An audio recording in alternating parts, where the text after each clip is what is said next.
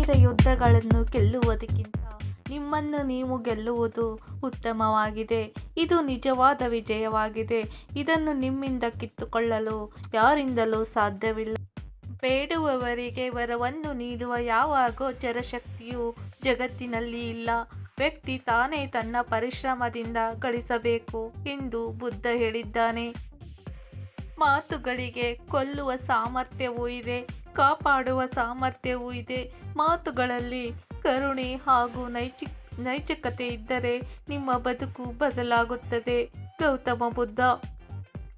ನಿಮ್ಮನ್ನು ನೋಯಿಸಿದವರಿಗೆ thanks, good bye ಅಂತ ಹೇಳಿ, ಏಕೆಂದರೆ ಅವರು ನಿಮ್ಮನ್ನು ಬಲಿಷ್ಠರನ್ನಾಗಿಸಿ ಮಾಡಿದ್ದಾರೆ ಎಂದು ಸಂತೋಷಪಡಿ.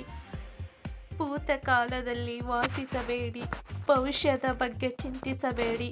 ನಿಮ್ಮ ಮನಸ್ಸನ್ನು ಪ್ರಸ್ತುತ ಕ್ಷಣದ ಮೇಲೆ ಕೇಂದ್ರೀಕರಿಸಿ.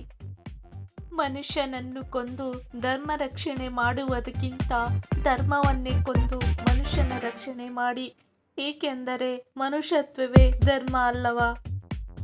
ಬುದ್ಧ ಜೀವನದುದ್ದಕ್ಕೂ ನೊಂದವರ ಬಾಳಿಗೆ ಬೆಳಕಾದವನು.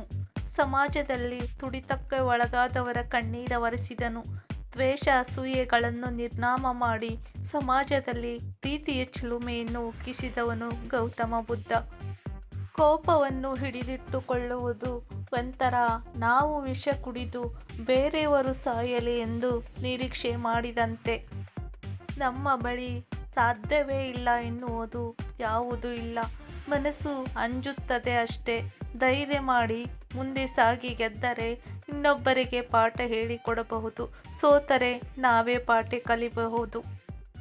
ಯಾರ ಮನಸ್ಸಿನಲ್ಲಿ ನಾನೇ ಸರಿ ಎನ್ನುವುದು ಇರುತ್ತದೋ ಆತನಿಗೆ ತನ್ನ ತಪ್ಪಿನ ಅರಿವು ಆಗುವುದೇ ಇಲ್ಲ.